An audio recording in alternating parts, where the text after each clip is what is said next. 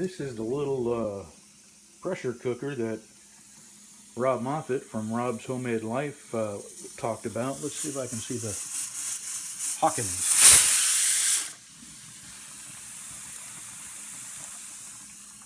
And by golly, it's working pretty good. I'm cooking Brussels sprouts, and it takes forever to get them soft enough to be delicious. Turn this down just a little bit more. So I'm going to give this 7 or 8 more minutes. That'll be about 10 minutes it's been cooking. I should have read the instructions before I threw them away, but I didn't. So I'm guessing at 10 minutes for these Brussels sprouts. Can't wait. I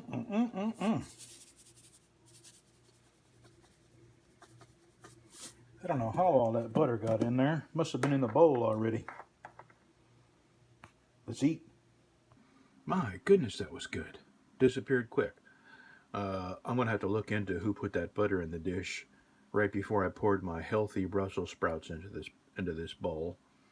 Yeah, that won't do. We can't have butter, salt, and pepper on a healthy dish like Brussels sprouts.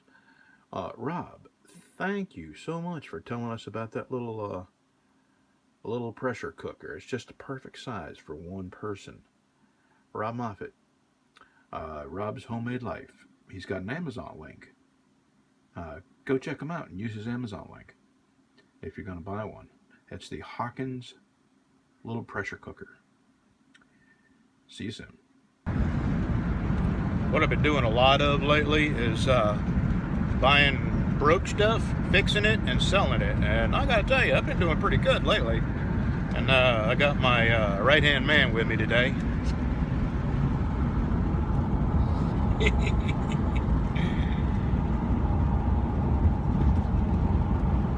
He's he had his head stuck out the window most of the trip so far. Anyway, when I get it home, I'll show you what I'm buying.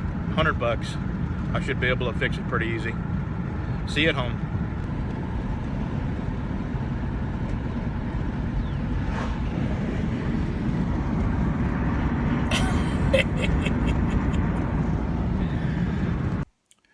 So here's the rest of the lawnmower story.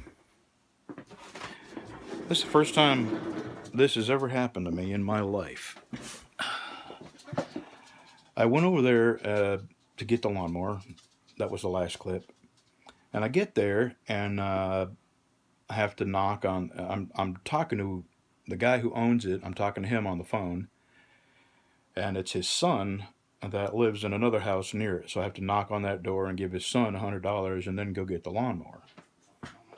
Well, I do that.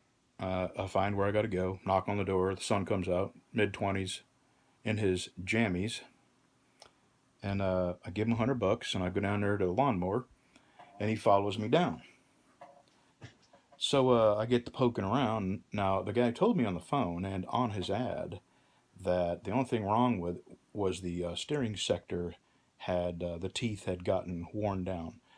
Okay, no big deal. I can replace them.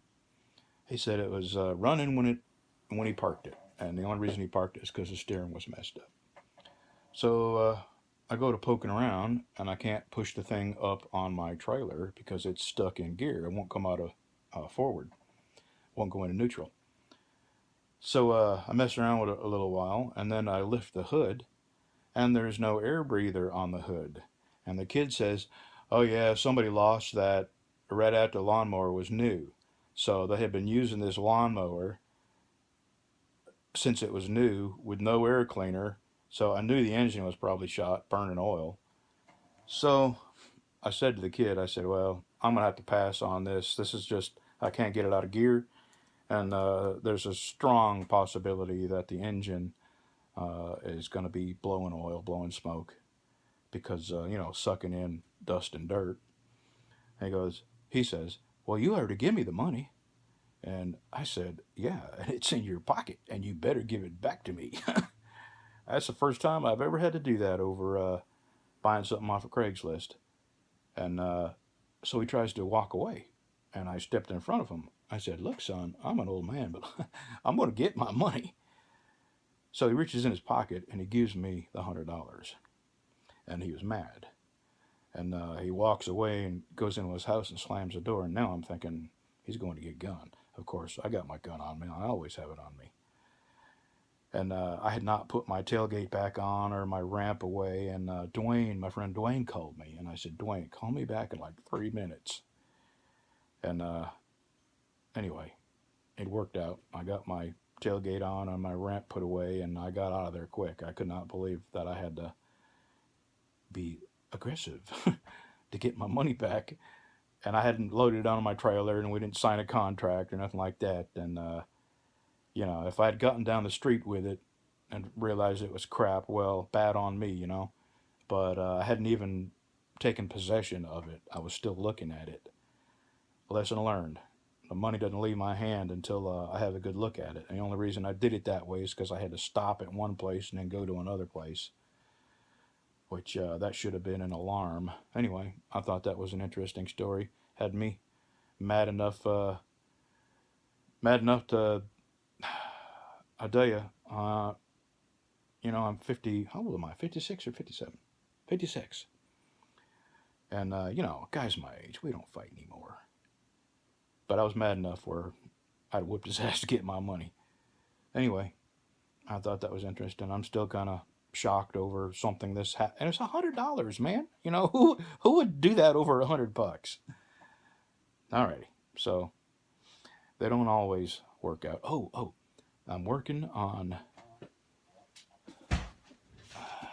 Okay, I own the land right across the street from the house from me, but to the west is 2 more acres of land, and I'm in negotiations with the guy who owns it right now to buy it. 2 more acres in the city, in city limits. And the only reason I want to buy it, my wife and we had hopes of moving to the Ozark Mountains, but it's just not going to happen. So the best I can do is prevent anybody from building them little HUD homes over there. Buy it myself. Just hold on to it till I'm dead. That'd be 2 more acres of grass I gotta mow, but for the peace of mind and knowing that I'm not gonna have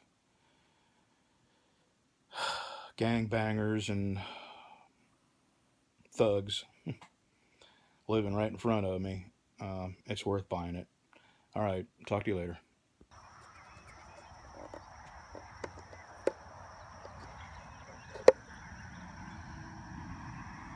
Hello.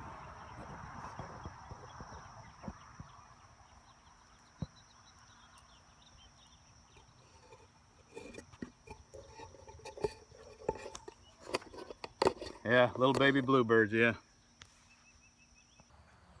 You better give me that hoof. I'm gonna get it. I'm gonna get that hoof. Give me that hoof. Give me that. I'm gonna get it. I'm gonna get it.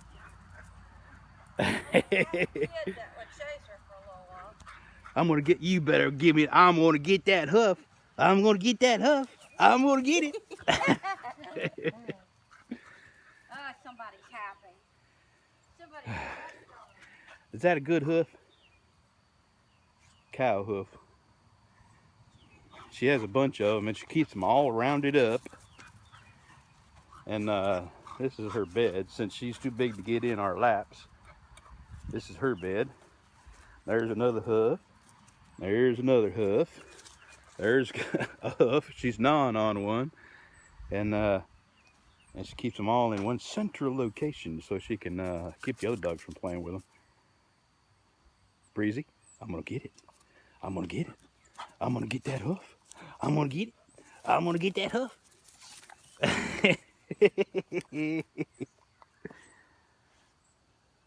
You funny girl. You funny girl. Here I go. I'm gonna get it. I'm gonna get it.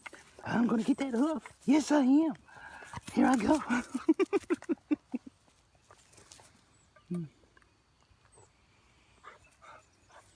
Funny dogs. Come on, baby, light my fire.